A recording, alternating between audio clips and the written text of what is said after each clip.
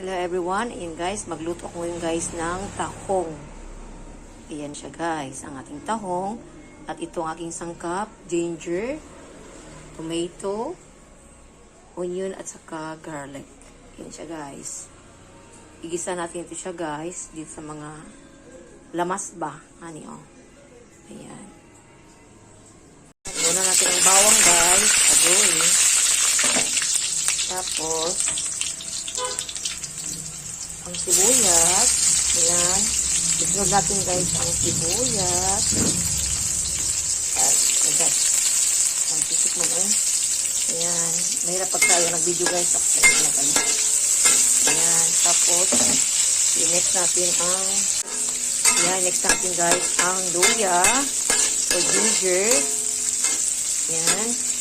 Tapos, itong ating tomato. Ayan guys.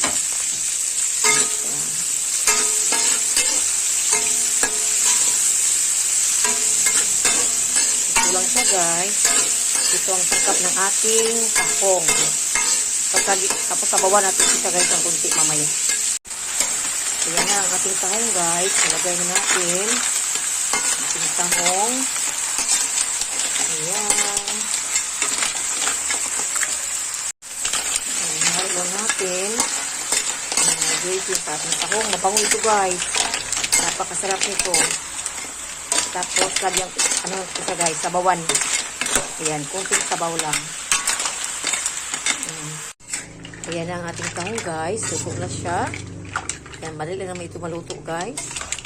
Ayan. Meron siyang sabaw na kunti. Ayan.